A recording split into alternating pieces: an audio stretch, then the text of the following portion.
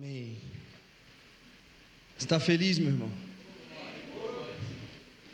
Me passaram o microfone 10h15, tá bom? Gente, o Senhor está entre nós. Deus se faz presente nesse lugar. E isso de alguma forma vai mudar a sua vida. Amém? Maju, minha filha, sentou ali e falou: papai, faz o desenho de uma árvore, mas coloca um monte de frutinho nela. E daí ela queria mostrar. Mas vamos lá, meus irmãos. Eu quero trazer para nós uma continuidade. Tem muito mais gente do que de manhã aqui, ou a impressão minha? Tem? Quem não estava de manhã? Não, isso aí é loucura. Tem bastante gente. Muito bom. Que bom ter vocês aqui. Eu queria pedir para o tangedor da presença, que fica sentado aqui, se ele puder vir me acompanhar, fala com ele para mim, Vitinho. Tá bom? Irmãos, nessa manhã nós começamos a falar acerca da promessa de Deus, do plano de Deus de habitar com um povo, e a habitação de Deus no meio do povo como aquilo que nos conduz a uma vida de devoção. Quando Deus deseja estar com o seu povo, Ele opera ao longo da narrativa bíblica, como nós vimos, por meio da mensagem do Evangelho.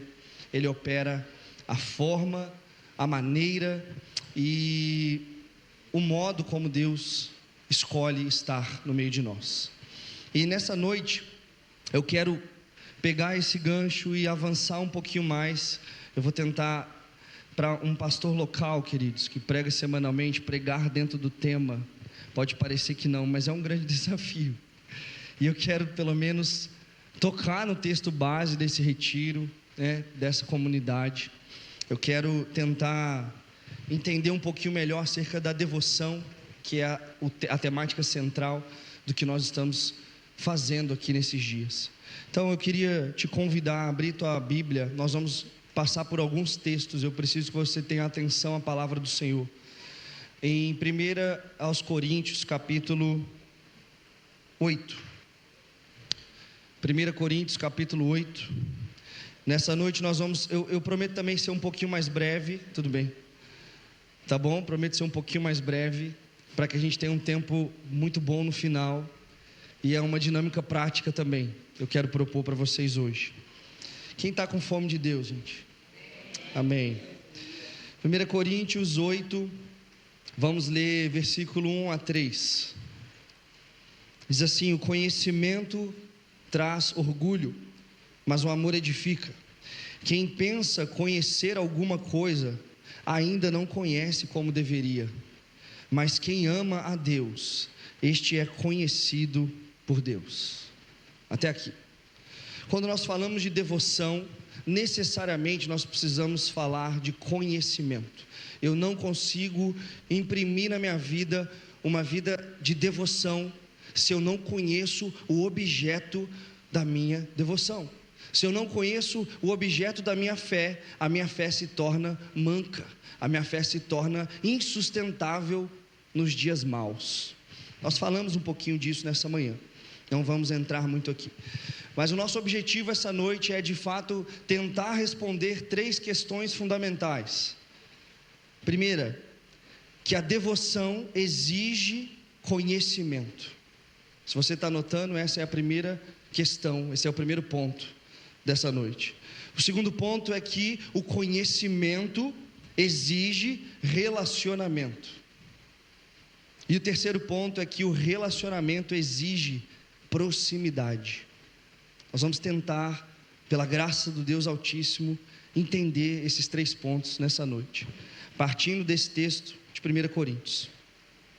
Portanto, o que Paulo está dizendo aqui é que o conhecimento por si só, sozinho, sem o amor, sem a afeição correta, ele produz orgulho. Quem pensa, e aí Paulo está dizendo, olha, quem pensa conhecer alguma coisa, ainda não conheceu como deveria. Mas quem ama a Deus, olha aqui, Paulo está contrapondo o orgulho com amar ao Senhor. Vamos lá, preste atenção nisso aqui. Quem ama a Deus, este é conhecido por Deus. E a pergunta para nós é: por que nós queremos devoção? Porque eu e você estamos aqui em um domingo de carnaval, com um monte de gente, tomando banho. Os meninos estavam tomando banho no quarto, que a luz explodiu, tomando banho no escuro, acordando cedo, dormindo tarde, tomando banho gelado, não, né? Próximo ano vamos fazer um banho gelado, me convida de novo. Mas por que é que nós estamos reunidos aqui? Por que que nós queremos devoção? Essa é a pergunta que precisa permear o teu coração nessa noite. Porque falar, cantar, se expressar, são maneiras muito bonitas, mas todas elas, se não saírem de uma fundamentação correta, elas são meras expressões. O conhecimento, portanto, exige de nós afeição, amor. Paulo está afirmando: olha, se você pensa que conhece algo na sua totalidade, é porque de fato você ainda não conheceu. Mas aquele que ama a Deus, este se torna conhecido por Deus. Então, nesse primeiro ponto, onde nós estamos vendo que a devoção exige conhecimento, o ponto de partida aqui é: Deus é conhecido na proporção em que Ele é amado. Preste atenção, quem disse isso não sou eu, essa é uma frase muito bonita para sair da minha boca. Herman Bavinck que diz isso para nós. Deus é conhecido na proporção em que Ele é amado. Aquele que ama a Deus, este é conhecido por Deus.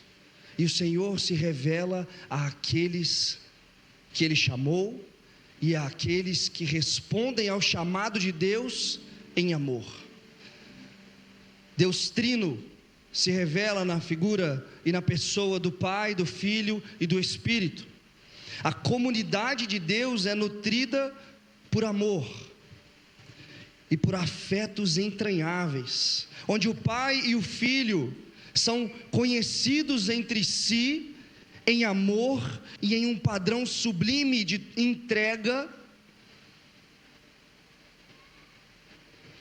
O Deus que é incriado, que é eterno, que existe desde a eternidade, Ele se envolve em um conhecimento que é permeado pelo amor. O Pai conhece o Filho conhece o Pai, e por meio do amor do Espírito, o conhecimento é disponível na própria comunidade do Deus Trino. E nós precisamos então nos aprofundar nesse ponto 1 aqui agora, nessa questão do conhecimento.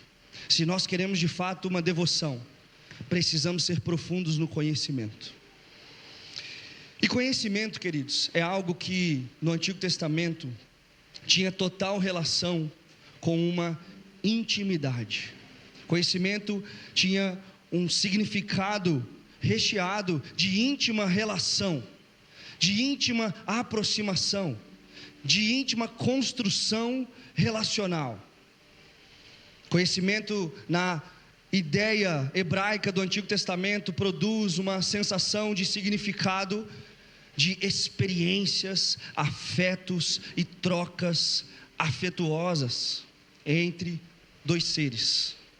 Ao mesmo tempo que conhecimento, à luz do grego no Novo Testamento, ele ainda preserva esses mesmos conceitos, mas ele toma uma forma nova na gramática grega.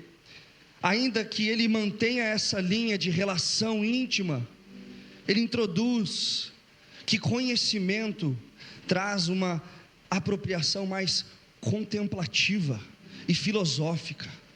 no seu significado. O conhecer, ele passa agora a não ser só mais uma relação de intimidade profunda, mas também uma relação de contemplação, de observar o objeto que você deseja conhecer.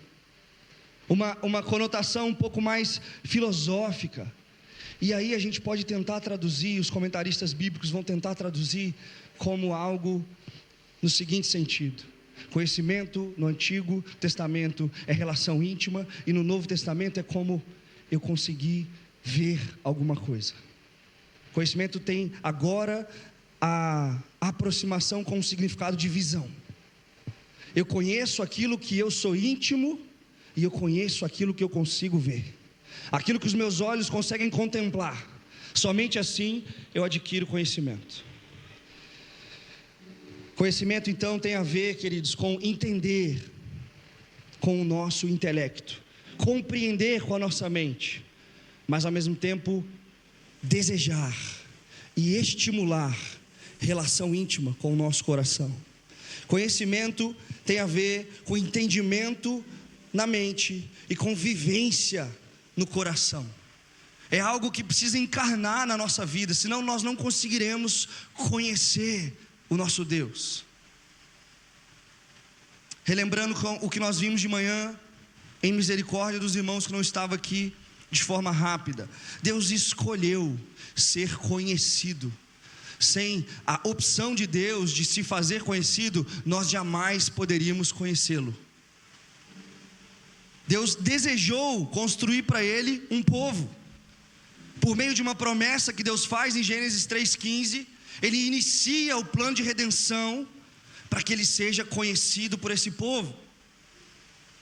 Deus é aquele que nos conhece por inteiro, não é isso que a Bíblia nos ensina? Aquele que nos conhece desde a concepção, desde o ventre da nossa mãe, aquele que conta os fios de cabelo,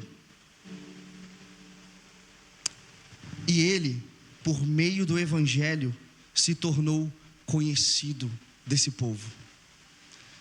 E para que Deus seja conhecido, de acordo com o que acabamos de ver, ele precisa ser provado de forma íntima, e ele precisa ser visto por aqueles que desejam conhecê-lo. Está entendendo isso aqui, querido? Deus fala ao longo da narrativa bíblica por meio dos profetas, e agora nesses últimos dias inaugurados na ressurreição do Filho de Deus, ele fala com esse povo por meio do seu Filho. O Evangelho, como vimos, é a boa notícia sobre o que o Filho de Deus fez para restaurar e desfazer essa separação, essa distância que nos impossibilitava de conhecer intimamente e visualmente esse Deus. E nós vemos, à luz das Escrituras, que quem vê o Filho, vê o Pai. Os discípulos a certa altura perguntam para Jesus: ei, aonde está o Pai? E Jesus fala: há tanto tempo vocês estão comigo e ainda perguntam aonde está o Pai? Vamos ver já como Jesus, como Filho de Deus, é a imagem exata de Deus. Ao mesmo tempo que quem vê o Filho vê o Pai, as Escrituras também nos ensinam que quem está no Filho está no Pai. Quem vê o Filho vê o Pai, visão. Quem está no Filho também está no Pai, íntima relação. Isso é conhecimento. O tempo inteiro Deus está se mostrando e se fazendo conhecido. Vai comigo agora rapidinho, Êxodo 33.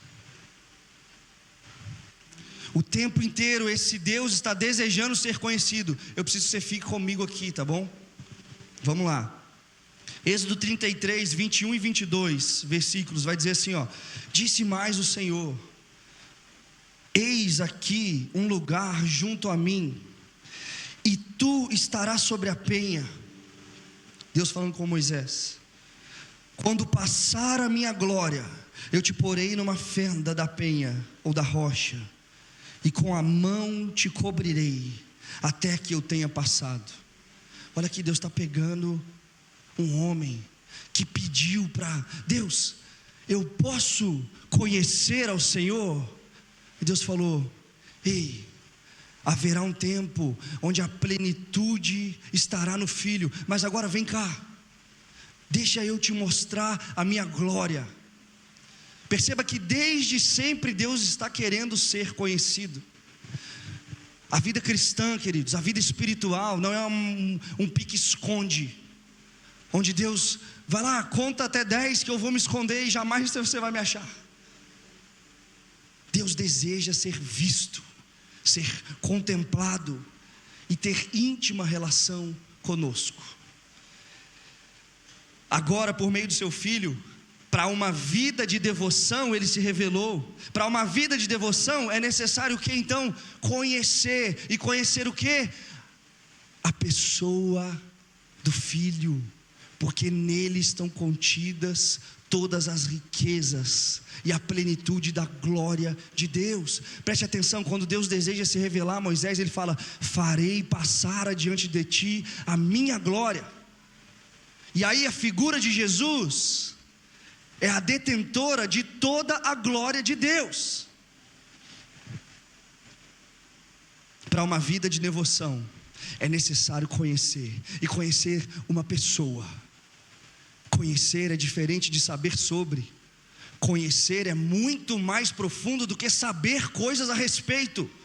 Conhecer envolve íntima relação e olhos que viram alguma coisa. Está comigo aqui? Mais uma vez eu vou usar o Bavinck aqui, preste atenção nessa aspas. Como o homem pode conhecer a Deus?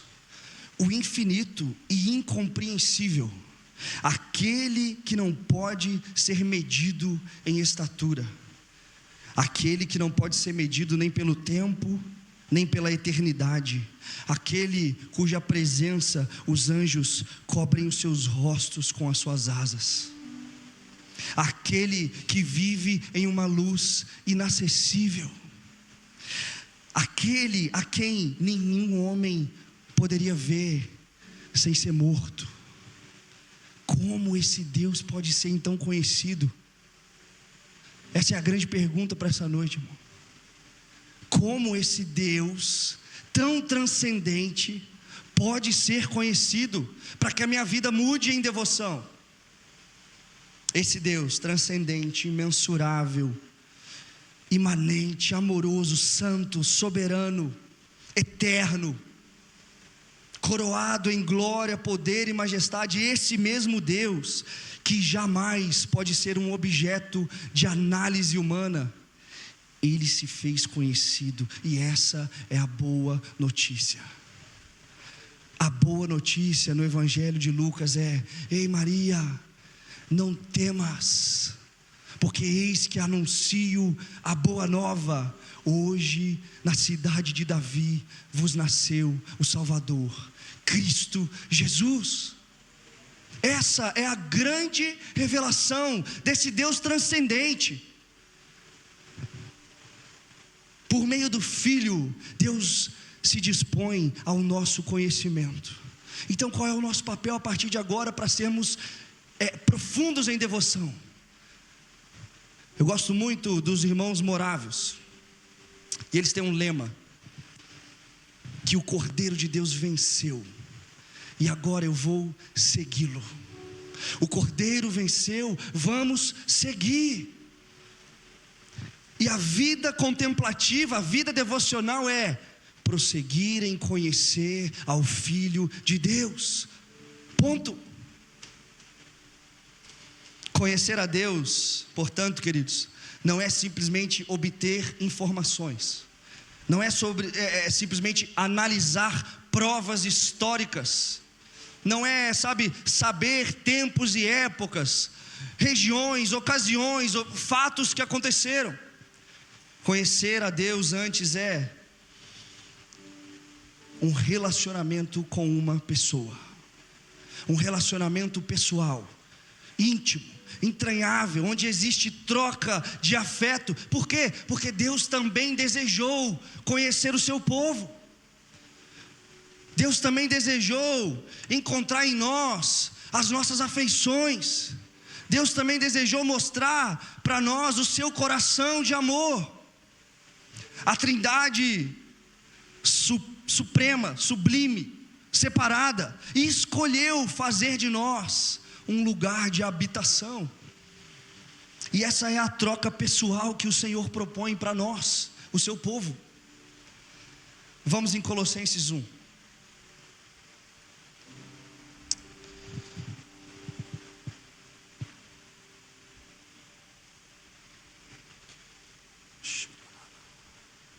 Colossenses capítulo 1.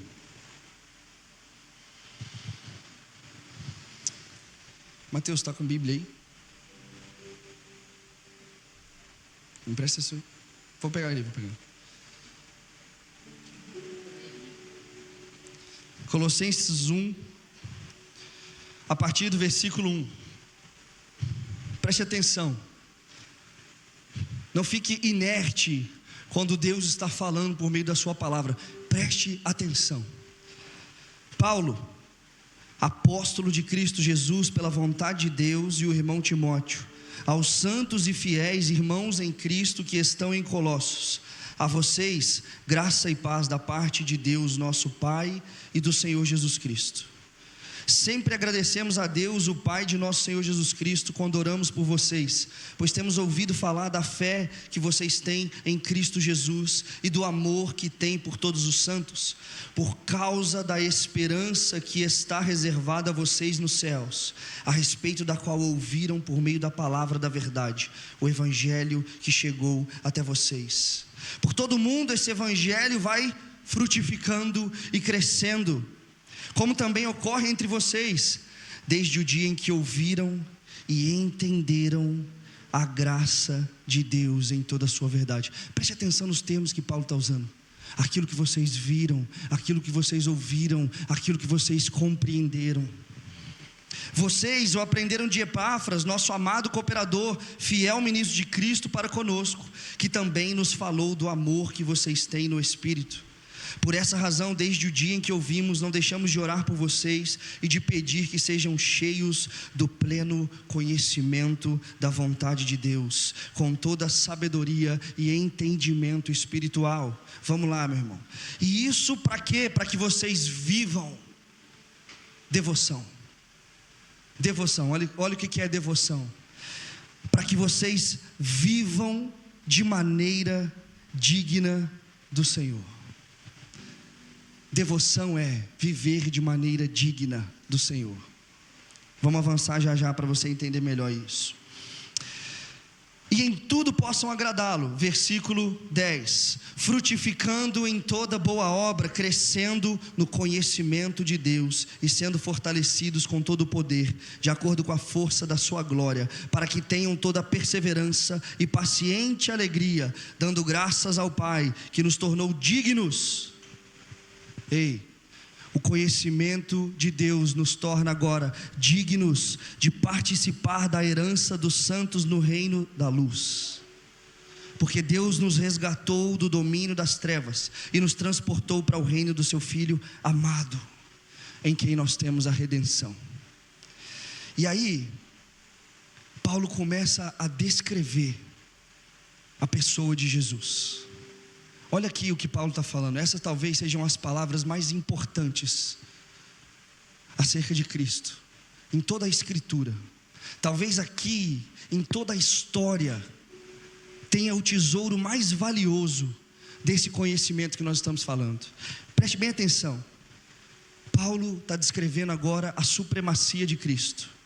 E ele diz assim, Ele é a imagem do Deus invisível, o primogênito sobre toda a criação, pois nele foram criadas todas as coisas nos céus e na terra, visíveis e invisíveis, sejam tronos, soberanias, poderes ou autoridades, todas as coisas foram criadas por ele e para ele.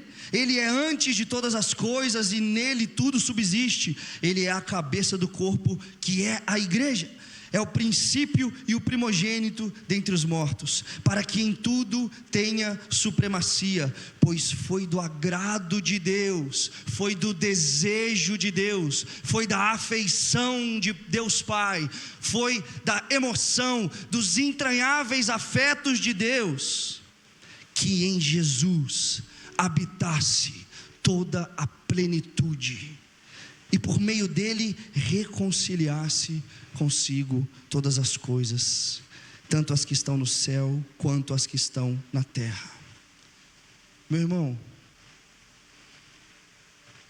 esse Filho se apresenta dessa maneira para nós, como o detentor de toda a plenitude, de todo o saber, de toda a beleza, de toda a supremacia de quem Deus é. Não temos mais aonde procurar conhecimento de Deus, senão no Deus encarnado. Cristo Jesus é o que promove condição de conhecimento de Deus. Você está entendendo aqui o que eu estou falando? Você está muito quieto. Vamos lá. Dessa forma, o conhecimento de Deus, ele é necessariamente um conhecimento relacional. Paulo está falando, olha, a mensagem da verdade por meio do Evangelho de Cristo Jesus chegou até vocês, redimiu vocês, alcançou vocês. E sabe quem é essa mensagem? Não é qual é quem é essa mensagem. E aí ele descreve Cristo, a imagem do Deus invisível, a supremacia de toda a criação, primogênito entre os mortos, aquele que não é gerado, aquele que não é criado, pelo contrário é gerado em Deus, aquele que detém toda a plenitude da glória de Deus. Não é possível ter pleno conhecimento de Jesus. Não é possível ter pleno conhecimento de Jesus se não estivermos envolvidos de forma relacional com Ele. Esse é o nosso segundo ponto. O conhecimento exige relacionamento. Oséias, não precisa abrir, vou citar. Oséias 6,6. O profeta está dizendo que Deus está falando por meio do profeta Oséias: pois misericórdia eu quero, e não um sacrifício, e o conhecimento de Deus eu desejo, mais do que os holocaustos. Da mesma forma, Miqueias está falando: com que eu me apresentarei ao Senhor, como eu me inclinarei diante do Deus excelso. Como eu virei perante Ele com holocaustos, com sacrifícios, com bezerros de um ano, com novilhos? Agradar-se-á o Senhor de milhares de carneiros, de 10.000 ribeiros de azeites. Darei o meu primogênito pela minha transgressão, e o fruto do meu corpo pelo pecado da minha alma. O profeta está perguntando tudo isso a Deus, e aí ele ouve do Senhor. Ele te declarou, Miqueias: ó homem, o que é bom é o que o Senhor pede de ti, que pratiques a justiça, ames a misericórdia e, escute isso aqui, andes com o teu Deus. O profeta está falando: Deus, será que eu tenho que trazer todos esses sacrifícios? Será que o Senhor se agradaria de todos esses holocaustos, de todas essas entregas? E aí Deus vira e fala: ei, escuta uma coisa, ouve o que é bom para o seu Senhor, caminhe na justiça, ame a misericórdia e ande com Deus. Ande com Deus, conheça a Deus, caminhe com Deus. O Senhor não precisa de sacrifício, irmão, porque o Cordeiro de Deus foi preparado na fundação dos tempos. O Senhor não precisa de, holocaustos perfeitos, porque o incenso do sumo sacerdote como sacrifício único, último e substitutivo é o que é suficiente. O que Deus precisa é que agora esse povo que Ele formou por meio do Evangelho ande com Ele, caminhe com Ele, conheça a Ele. Deus queria um relacionamento por amor. Ame a justiça e a misericórdia e ande com Deus. E não só um relacionamento por sacrifício. Você está entendendo uma coisa? É muito romântico lembrar-nos dos mártires que morrem nas batalhas, que morrem ao redor das perseguições. Mas Deus também deseja os mártires que vivam por amor, uma vida de entrega profunda, de devoção completa, que em vida não abrem espaço para os amores rivais, mas que andam com Deus. Um bom martírio é também feito em vida. Um bom martírio é viver por amor a esse Deus que desejou ser conhecido. E talvez você um dia tenha o privilégio também de morrer por esse mesmo amor. Mas o que você está esperando? Por que você está reunido? Lembra da pergunta: por que nós queremos devoção? É para viver e andar e conhecer e desfrutar de uma relação íntima e amorosa com Deus. Então nós vimos que o conhecimento, na verdade a devoção exige conhecimento, o conhecimento exige relacionamento. E agora, terceiro ponto, para já a gente caminhar para o fim: o relacionamento exige aproximação. Relacionamento necessariamente é feito por pessoas que estão próximas. Eu quero compartilhar com você uma coisa que muitas vezes eu recebo mensagens no WhatsApp, às vezes de amigos, às vezes de conhecidos, às vezes no Instagram de pessoas que eu nunca nem vi na vida, querendo ser pastoreada. Ei, vi que você é pastor, tem como você me pastorear? Não tem não, cara. Infelizmente não tem. Semana passada me ligou um irmão que mora em Balneário Camboriú, que por algum motivo descobriu o meu contato, e falou: ei, eu estou desesperado, minha esposa pediu o divórcio. E ele começou a abrir isso, eu atendi o telefone ouvindo isso. Eu falei: cara, qual que é o seu nome? Nem sei o seu nome. Ele começou: eu estou desesperado, estou no Rio de Janeiro, estou sozinho. Eu falei: irmão, calma, deixa eu tentar te ajudar. E aí conectei com pessoas, pastores, amigos no Rio e tal, e o irmão está bem. Mas como que eu tenho uma relação com alguém que eu não estou próximo? Como que eu tenho um relacionamento, como que eu tenho devoção, como que eu conheço alguém que eu não caminho em proximidade? É impossível, irmão, impossível você falar da sua boca para fora: eu conheço a Deus, se você no seu íntimo não caminha em proximidade com Deus. É impossível conhecer um Deus intangível, imensurável, inigualável, incomparável, se você não parar a sua vida para contemplar, vislumbrar, desfrutar, provar. A comunhão apostólica é aquilo que os apóstolos viram, ouviram, apalparam, provaram. O pão da vida partido na mesa do banquete é Jesus se dispondo para ser provado. Ei, o Cordeiro de Deus é colocado como um alimento que sacia a nossa fome. Nós cantamos isso aqui. Será que você tem entendimento do que você está cantando? Deus, eu tenho fome do Senhor.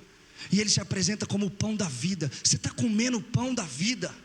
Você está provando qual é o gosto, qual é, a textura? Você está andando próximo desse Deus? Ou você está só falando coisas acerca de Deus?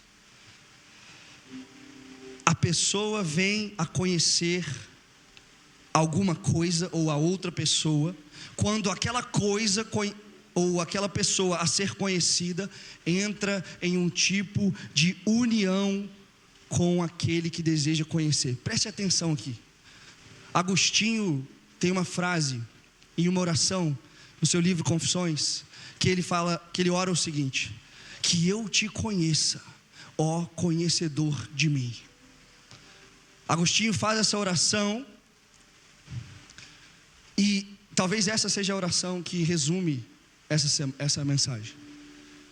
O que Agostinho está falando aqui é que, Deus, que eu possa te conhecer assim como você me conhece. Deus, que eu possa estar tão próximo de ti, assim como o Senhor está de mim. Deus, que eu consiga algum tipo de união contigo, assim como o Senhor está em mim, eu desejo estar no Senhor. Que eu possa te provar e te conhecer. Essa é a oração de alguém que deseja devoção. Quantos são casados aqui? Conhecer envolve profundidade de relacionamento. Conhecer envolve aproximação. Conhecer envolve estar junto, diuturnamente junto. Qual que é o mandamento do Senhor? Ei, peguem as minhas palavras e meditem nela dia e noite. Meditem sem parar. Meditem, contemplem a minha voz por meio da palavra revelada. Olha o que Deus está falando aí. Case-se. Vamos lá. Não é à toa que Deus coloca como noivo, que constitui a igreja como a noiva. Porque o casamento é o que tipifica melhor o conhecimento de intimidade. E aí você está ali, independente da sua emoção. A sua esposa está dormindo e acordando na mesma cama que você. Independente se você está feliz, se você está triste, se você está com dinheiro, se você está sem dinheiro, se você está desesperado, ansioso. Independente, vocês estão ali, provando e bebendo um do outro, conhecendo e se tornando conhecido. Você está entendendo isso aqui? Relacionamento exige aproximação. É impossível se relacionar com alguém que caminha à distância, que está longe, que você ouve falar. É impossível eu falar sobre essa comunidade de fé se eu não vier aqui experimentar o que vocês são. É impossível um relacionamento sem proximidade. O meio, preste atenção nisso aqui. O meio e o fim da nossa salvação é o conhecimento total, verdadeiro, pessoal e íntimo do nosso Senhor. Deus não te salvou, meu amigo, para você ser alguma coisa. Deus não te salvou para você agora ser o crente mais descolado da sua escola. Deus não te salvou para você agora ser alguém que simplesmente abandona suas práticas pecaminosas. Deus te salvou porque Ele deseja que você o conheça. Porque conhecer a Deus é o ponto ápice da nossa salvação. Porque só podemos ser salvos porque Ele nos conheceu. Porque Ele nos formou como seu povo. E agora, a nossa salvação nos permite conhecê-lo igualmente. Trocar relacionamento de intimidade por meio da pessoa do Filho. Você está entendendo isso aqui? Sim ou não? É uma união mística do cristão e do Cristo, da cruz, do Cristo crucificado, ressurreto, do homem assentado agora à direita de Deus Pai, com todo o seu corpo. É uma união, queridos, é uma unidade. Nós vamos entender isso aqui essa noite. Pela graça de Deus você vai entender isso aqui. Você vai entender o que muitos de vocês têm na camiseta. Ser igreja é ser unidade. Relacionamento próximo, a ponto de agora não são mais homem e mulher, não existe mais grego, judeu, gentil. Agora estamos em Cristo, para conhecê-lo, para desfrutar desse Cordeiro, para provar das vísceras, das entranhas, sabe, das afeições de Deus. Estar com o Pai é somente por meio do Filho, que é o Deus encarnado, e quem nos é dado a conhecer pela revelação da iluminação do Espírito. Olha a maravilhosa obra trinitária. Estar com o Pai é estar no Filho, porque o Filho está no Pai, e se estamos no Filho, estamos no Pai, e aquilo que ilumina o nosso entendimento para isso é o Espírito. Essa é a beleza da dança trinitária, onde existe conhecimento, proximidade, amor, troca de afeto. Você está entendendo? Estou viciado em falar isso. A encarnação, preste atenção, nós estamos no terceiro ponto, que é o relacionamento exige aproximação, exige proximidade. E aí nós vamos entender que a encarnação de Deus, João capítulo 1, no princípio era o Verbo, e o Verbo era Deus, e o Verbo estava com Deus, e o Verbo se fez carne e habitou entre nós. A encarnação é a aproximação relacional mais importante da história. Não tem outro relacionamento mais próximo do que esse, porque o Deus Criador, Ele veio tão perto, mas tão perto de nós, que Ele se tornou um de nós. Ele se tornou um conosco. Ele foi agora Deus entre nós.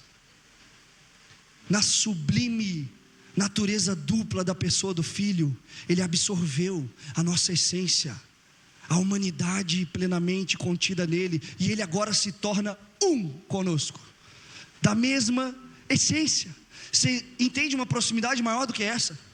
Essa é a proximidade mística do casamento. Vem, você, marido e mulher, você agora se torna um nesses mesmos moldes. Sua vida passa a ser a do outro agora. Olha o nível de proximidade da encarnação de Deus. Será que Deus queria nos conhecer, irmão? Será que Deus queria se relacionar conosco? Ele se encarnou, Ele se tornou um de nós, só para que possamos ter relacionamento. O Deus encarnado nos ensina uma vida em devoção, porque agora nós podemos conhecer quem Ele é. E voltamos a Colossenses 1, Ele é a imagem do Deus invisível. A figura de Jesus é a detentora da plenitude de Deus, porque foi do desejo de Deus, foi das afeições de Deus, que em Jesus toda a plenitude da supremacia estivesse contida. Essa experiência é o conhecimento pessoal de Deus. Quando nos relacionamos com Deus ordinariamente. Ei, preste atenção, a gente estava falando sobre isso no quarto. Agora a nossa vida é uma vida em unidade. Agora a nossa vida é uma vida em Cristo. E de forma ordinária. Assim como o marido não deixa a sua esposa, independente da sua emoção, você não deixa de buscar a presença, o conhecimento, o gosto, a voz, sabe, as afeições de Jesus, pelo que você sente. Você agora não mais caminha por aquilo que você experimenta, por aquilo que toca o teu corpo físico, por uma sensação, um arrepio, alguma coisa. Agora você se move porque você está plenamente inserido em um relacionamento íntimo e profundo com um Deus que te encontrou. Ordinariamente, irmãos, diuturnamente, independente das sensações, independente das emoções, independente das estações, do deserto, do vale, você chama como que você quiser. Independente de qualquer coisa, agora nós temos relacionamento da nossa própria fraqueza. Podemos agora provar do Senhor, das nossas próprias misérias, podemos agora nos achegar ao Senhor, não mais precisando de sacrifícios, de holocaustos, de ritos, de cerimônia, mas agora por meio do Filho encarnado, podemos nos aproximar de Deus. Essa rica experiência nos aperfeiçoa no conhecimento de Deus. O conhecimento deixa de ser apenas cognitivo e passa a ser entranhável. O conhecimento deixa de ser intelectual e passa ao nosso coração. Quando a Bíblia fala sobre o coração do homem, ela está falando sobre o centro almático, o centro de desejo, o centro de afeição, o centro de entendimento, e não um órgão que está bombeando sangue. Mas sabe, a centralidade da nossa vida, o nosso coração, agora é dominado por entranháveis afetos relacionais. Ei, vamos lá. Eu acho que você não está entendendo isso aqui. Toda a dimensão daquilo que você é, irmão, está envolvido nisso, no conhecimento de Deus. E é aí, nesse lugar, da nossa alma, da nossa centralidade, onde Deus nos alcança e nos revela. Quando nos flagramos desesperadamente necessitados de Deus, é aí onde Deus ganha oportunidade de se revelar ainda mais para nós. É aí onde Deus ganha espaço para comunicar ainda mais de quem Ele é, quando nós estamos necessitados do Senhor. Se você é um crente muito satisfeito, você precisa de um retiro como esse. Você precisa de devoção. Você precisa de renúncia. Você precisa de entrega.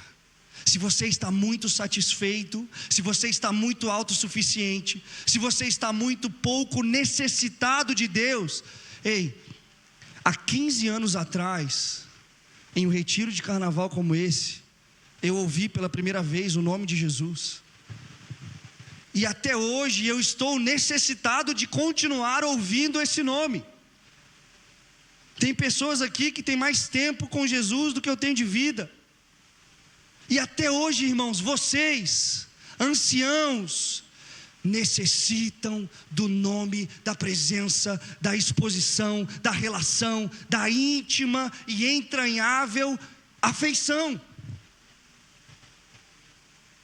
À medida que nós desesperadamente buscamos o nome de Jesus, Ele milagrosamente, graciosamente, amorosamente se revela mais e mais. Esse é o princípio da devoção. Esse é o princípio da vida de oração. Vida de oração não é barganha. Vida de oração é contemplar, ser contemplado, ouvir Deus falar e Deus ouvir você falar. É uma relação mútua de proximidade. Isso é um estilo de vida de devoção. Precisamos orar mais, irmãos. Precisamos parar e orar mais. Sabe, cessar um pouco as vozes da nossa geração tão imediata. Quantos tem menos de 18 anos aqui? De 20 anos? Muitos de vocês. A nossa geração tão acelerada, tão imediata, sabe, tão fast food, tão para ontem. 5G, gente, vocês não têm noção que era uma discada. 5G é mais rápido que você apertar lá, já abriu. Nós precisamos aprender a acessar um lugar, uma vida de oração que a gente consiga parar, irmão. Sabe por quê? Porque Deus deseja, como eu falei, o nosso coração. E todas as artimanhas, todos os artifícios geracionais da nossa época são para controlar o seu coração. Tudo visa roubar o seu coração. E aí você entra em um lugar de oração, seu celular está... Por quê? Porque você, jovem, não sabe separar, não sabe preparar um ambiente. Abandona isso aqui, cara. Abandona um pouco a tecnologia e se retira em oração. Ei, jovem, você não precisa de ler alguma coisa nova no TikTok. Você precisa parar o que você está fazendo e começar a gastar tempo contemplando o Senhor. Para nós que somos mais antigos, eu nem sei usar essas coisas direito. Eu tenho 30 anos só, eu sou novo. Mas eu não sei mesmo não é zoeira não, eu não sei. Eu sou cringe, né? É assim que fala? Eu sou careta. Eu não sei, mas assim, para nós é mais fácil até, eu acho. parar e esqueci o meu celular em algum lugar, eu nem sei onde está na verdade. E eu vou para o meu lugar de oração. Mas aí sabe o que Satanás faz nesse momento? Ele envia a sua sogra. Quantas vezes eu estava em casa e eu ia para um lugar de oração e do nada a minha sogra aparece lá em casa. Ô genro, e aí? Vamos conversar, estou passando por isso. Sogra, eu só queria orar. E aí eu vou para vou para o meio de um parque. Aí passa o irmão da igreja correndo. Ô pastor, nossa, deixa eu confessar aqui. Vamos conversar. E eu só queria um tempo. E tudo quer roubar o nosso tempo. Mas uma vida de conhecimento, de íntima relação, precisa, meus irmãos, jovens imediatistas, preparação de ambiente. Silenciar as outras vozes, para poder ouvir, para poder compreender, para poder ser moldado por esse Deus. Sem conhecimento de Deus, nós não temos nenhum padrão, nós não temos, nenhuma referência para perceber o quanto miserável, o quanto necessitado nós somos. À medida que nós conhecemos a Deus, Ele nos expõe a nossa própria condição de insuficiência. E é engraçado, ao mesmo tempo que Deus é o pão que nos alimenta, é aquilo que sacia a nossa fome, quanto mais comemos de Deus, mais fome nós temos. É um bulking eterno a vida devocional. É um biotônico fontoura. Tu lembra disso? Você se alimenta de Jesus e não tem como se saciar, porque você vai querer mais. Essa é a dinâmica da oração. Provar do Senhor, para que Ele te dê mais fome. E à medida que você se enche, você não se sacia. À medida que você prova do pão da vida, mais fome você tem. É isso que sustenta uma vida devocional. Vamos caminhar para o final? Por que nós queremos então devoção? Por que nós estamos aqui? Foi a pergunta que eu comecei essa noite. O que é que a gente está fazendo aqui? Se você veio aqui para se apresentar para sua namorada, se você veio aqui para mostrar para o pastor Carlos que você é um membro engajado, mostrar para o Vitor que você está engajado com a liga, irmão, Deus vai te mudar nessa noite.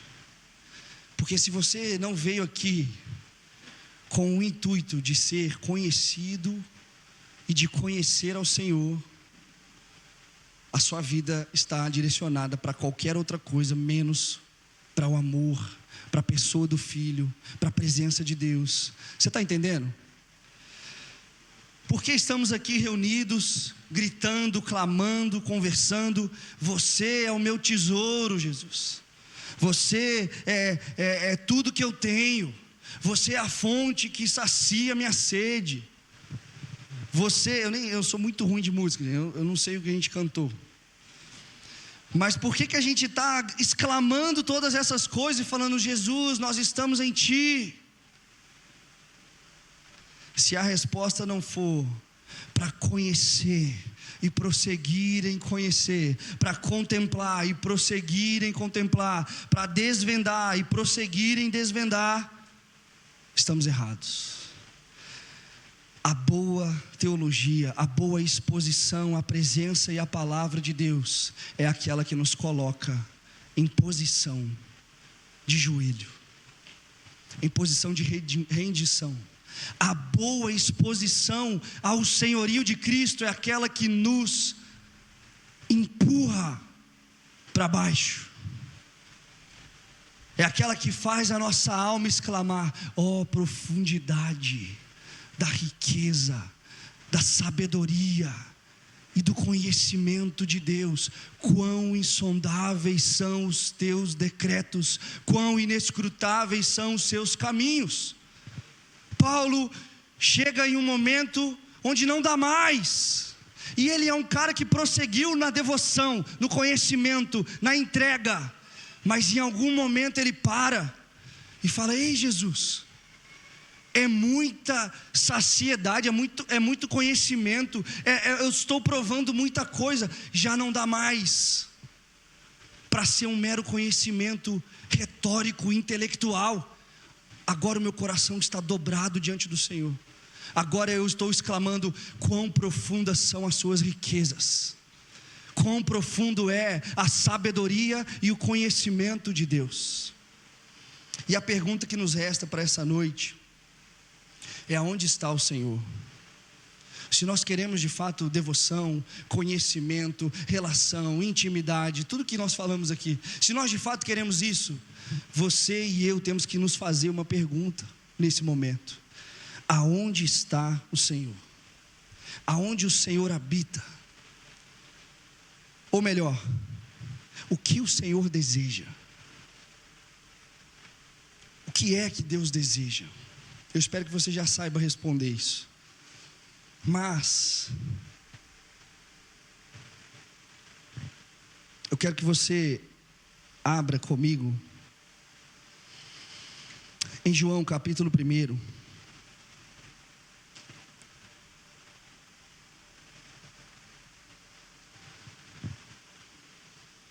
Para que a gente tente responder essa pergunta: onde está o Senhor? Deus, aonde o Senhor habita? Deus, o que é que o Senhor deseja?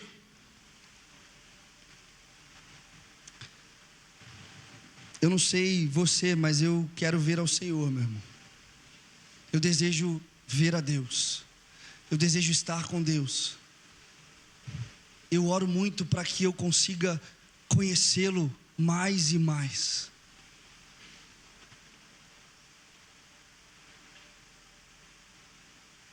Talvez se essa pergunta fosse direcionada a nós, o que nós desejamos, ela fosse plural, a nossa resposta fosse muito plural. Às vezes uns aqui vão desejar: Deus, eu quero, ser um marido melhor. Às vezes são desejos verdadeiros, reais e oportunos.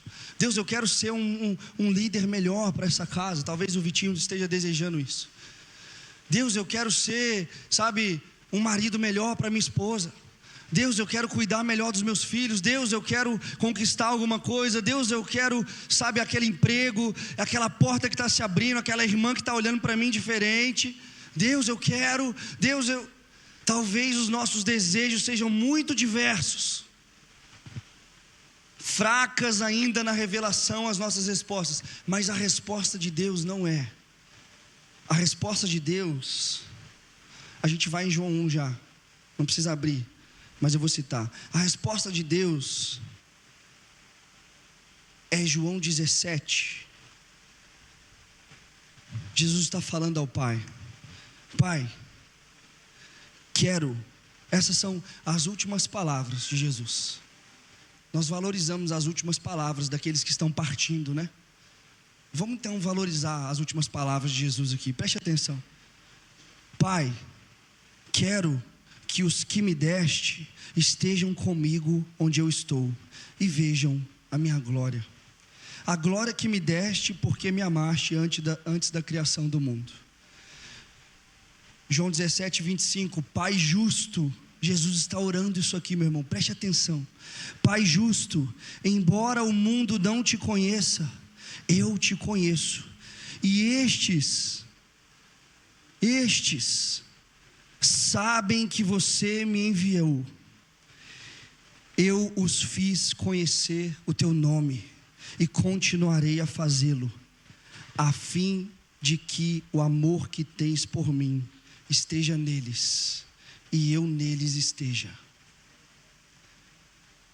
A resposta de Deus é que, a resposta para a pergunta a Deus, do que Deus deseja é que nós, o povo de Deus, estejamos com Ele onde Ele estiver, para que possamos ver a sua glória. Ei, isso é muito profundo, meu irmão.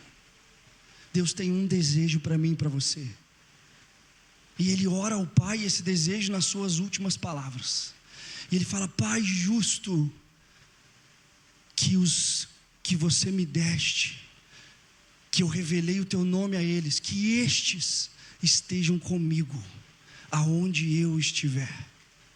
O desejo de Deus é que queridos, como criaturas amadas por Ele, estejamos com Ele.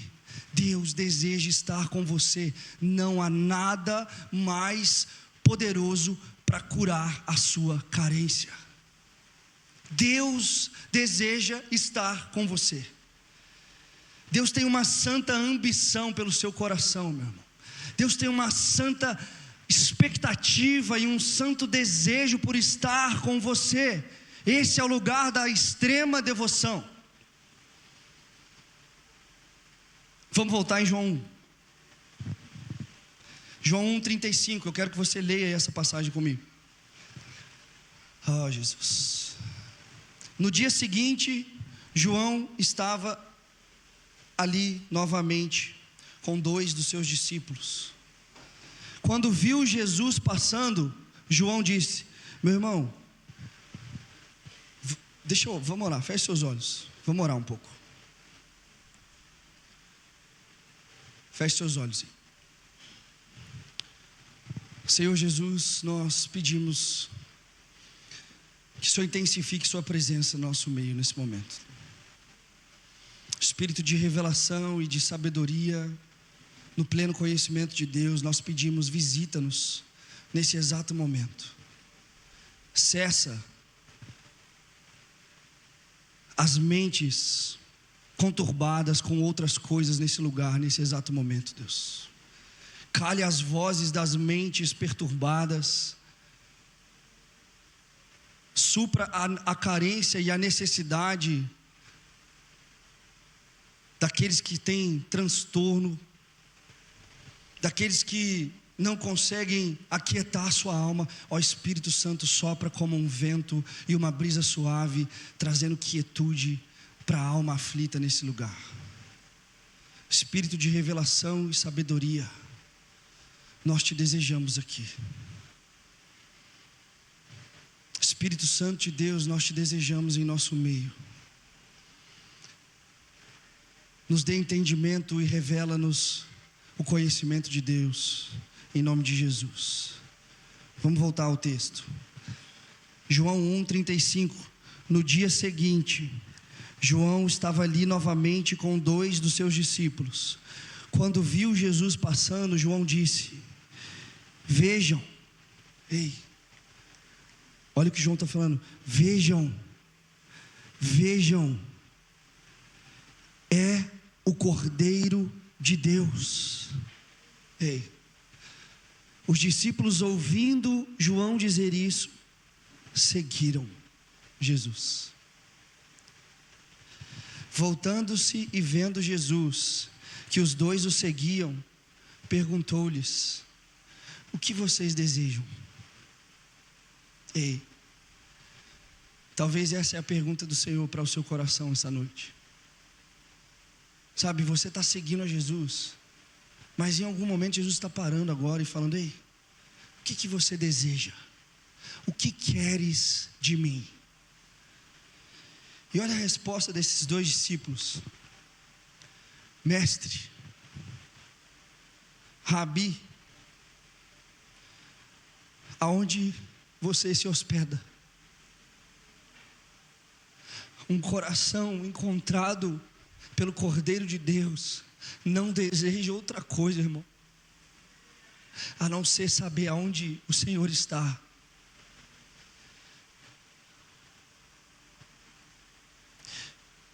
E eles disseram: Rabi, aonde você se hospeda? E a resposta de Jesus é muito espiritual aqui, meu irmão. Tanto essa pergunta como essa resposta. E Jesus fala: venham e vejam. Meu irmão, você não está entendendo isso aqui. João anuncia aos seus discípulos: vejam o Cordeiro de Deus. Isso é suficiente para esses 2 discípulos seguirem Jesus. E depois de um tempo de caminhada, Jesus para e fala: o que vocês desejam? O que vocês querem de mim? E a nossa boca hoje está muito pronta para falar: eu quero a minha vitória, eu quero o meu benefício, eu quero o meu casamento, eu quero a cura da ansiedade, eu quero, Deus, não mais lutar contra o meu transtorno neurodivergente, eu quero achar a esposa dos meus olhos. Só que esses discípulos, eles viram, eles não só ouviram quem viu. Talvez você está há tanto tempo na igreja ouvindo o teu pastor pregar, alguém que viu a lebre, alguém que viu o cordeiro, alguém que viu o movimento do Senhor, está te contando sobre esse Senhor, e você está seguindo esse conto há muito tempo. Mas uma vida em devoção exige que você não só ouça aqueles que viram, mas que você veja aquilo que eles viram. O desejo dos apóstolos é: ei Jesus, deixe eles terem comunhão com aquilo que vimos, provamos e apalpamos. E aí esses irmãos, eles agora desejam uma coisa só: mestre, nós queremos saber aonde você se hospeda. Ei, aonde está a sua presença? Aonde é que você está, ó mestre, ó Cordeiro de Deus? Nós te vimos, nós estamos seguindo, mas agora nós desejamos saber onde você está. E Jesus fala: venha e veja. A contemplação visual é uma prática constante do lugar da habitação. João contempla a visão celestial, e a Bíblia fala que os olhos de João procuram naquele grande salão alguém que fosse achado digno para pegar o selo, para pegar o livro da mão. E os olhos de João não conseguem enxergar ninguém, e a Bíblia fala que João começa a chorar copiosamente, até que essas lágrimas vão irrigar a visão de João, a ponto dos olhos dele contemplar. E ele fala: pera, existe ali alguém que se parece um cordeiro que foi morto, e que esse alguém foi achado digno, foi o único alguém que foi achado digno para pegar o livro. E João só consegue enxergar a riqueza, a beleza e o poder do cordeiro depois que os olhos dele são marejados em lágrimas copiosas. Talvez o colírio que te falta são mais lágrimas no seu interior. Tem um cara que eu nem sei se eu gosto tanto, mas eu estou lembrando dele, Gregório McNutt. E esse homem, ele falava que o chamado dele era fogo, paixão e lágrimas. Fogo, paixão e lágrimas. E ele orava uma coisa com muita constância: Deus, ensina-me a permanecer em Ti. Ensina-me a permanecer em Ti. É um cara que respondia sempre essa mesma resposta desses discípulos: ei, Jesus, aonde o Senhor está? E aí, sabe o que é legal desse texto, queridos? É que Jesus responde: venham e vejam.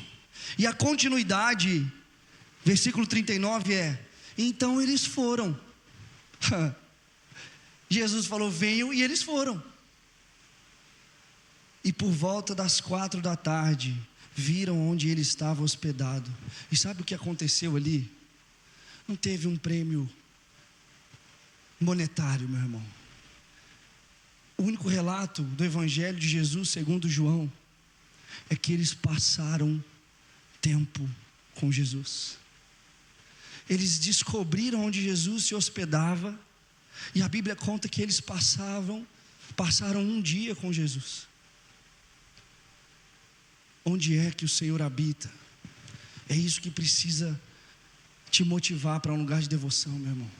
A pergunta da sua vida é essa: se você ouve pastor Carlos, se você ouve o Vitor, se você ouve a liderança dessa casa te contar sobre esse cordeiro, isso só não é suficiente. Você precisa ver. Você precisa ver. Você precisa ver o que um homem na Boêmia, em 1700 e alguma coisa, viu, Conde de Zinzendorf, reunindo pessoas naquele lugar, porque ele viu algo. E ali muitos irmãos missionários, fugindo da perseguição, fugindo da igreja da Inglaterra, começam a se achegar. E essa comunidade,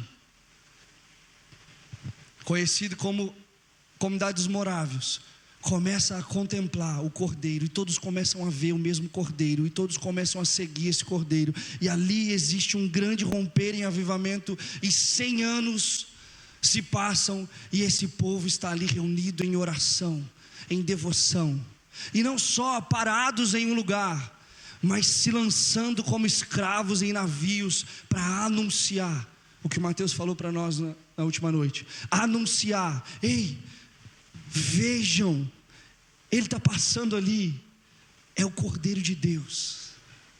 Essa é a pregação de João Batista, meu irmão. Sabe o que João Batista faz? Ei, esse é o Cordeiro de Deus que tira o pecado do mundo, se arrependa. É isso. Se isso não é suficiente para cativar os seus olhares, se isso não é suficiente para mudar a rota da sua vida, isso foi suficiente para aqueles irmãos na estrada de Damasco. Eles começam agora a compreender. Eles viram, eles se convertem de fato, eles mudam a direção da sua vida, porque agora eles contemplaram o Cordeiro de Deus. Você está comigo? Será que nós queremos saber onde Deus repousa a sua presença nessa noite? Existe um comentário que diz assim, a indagação, aonde o Senhor habita, apresenta ainda um sentido místico muito profundo, relacionado com uma outra afirmação de nosso Senhor, Lucas 12:34, onde estiver o vosso tesouro, ali também estará o vosso coração. Nós moramos, queridos, nós habitamos, nós nos relacionamos, nós fazemos morada, nós estacionamos a nossa vida, sabe aonde? Aonde está o nosso coração? Eu falei ainda há pouco, o coração é a centralidade das nossas afeições. Aonde a nossa atenção está depositada, ali é o lugar da nossa morada. Ali é onde a sua alma habita. E sabe por que tu ainda não venceu a tua ansiedade, meu irmão? Porque a tua alma não habita na casa de Deus. A tua alma não habita onde Deus se hospeda. A tua alma habita em tantas outras coisas. O seu coração está em tantos outros lugares, que é impossível para você enxergar o lugar da habitação de Deus. Essa pergunta desses discípulos, ei Jesus, aonde te hospedas? Aonde o Senhor está morando? Ela denuncia um sentido muito profundo. É a afirmação desse acampamento, é Lucas 12:34, o nosso tesouro estará onde estiver o nosso coração. Nós moramos aonde a nossa atenção está depositada, e Deus está te perguntando, Deus está me perguntando essa noite, o que é que você deseja? Você está aqui, alguém aqui não se considera um cristão convertido? Nunca ouviu falar de Jesus, está aqui na primeira vez? Não.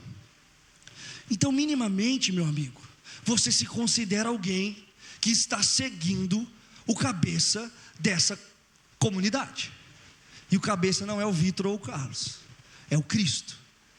E se você minimamente está me dizendo que você está seguindo a Cristo, é porque você viu alguma coisa, assim eu espero. E se você viu alguma coisa, o teu coração precisa repousar em um único desejo. Isso é buscar em primeiro lugar o reino de Deus. O que é o reino de Deus? É como um tesouro escondido no campo, onde aquele que encontra volta, corre, se esforça, vende tudo que possui e compra. Ei, vamos lá. Isso é Devoção. Isso é profunda afeição sendo moldada pela imagem do Cordeiro. Os nossos olhos precisam ver alguma coisa. Meu irmão, nós moramos aonde nossa atenção está depositada. Desse modo, a pergunta dos 2 discípulos poderia ser assim: Mestre, Jesus, Rabi, aonde está as cogitações do seu coração? Por quais lugares caminham os seus desejos? Onde é que se encontra o vosso espírito, mestre? Onde repousa a vossa alma? É isso que nós desejamos saber. Essa foi a pergunta desses irmãos. E Jesus escolheu se revelar. Perceba, meu irmão, que o nosso tesouro está onde está o nosso coração.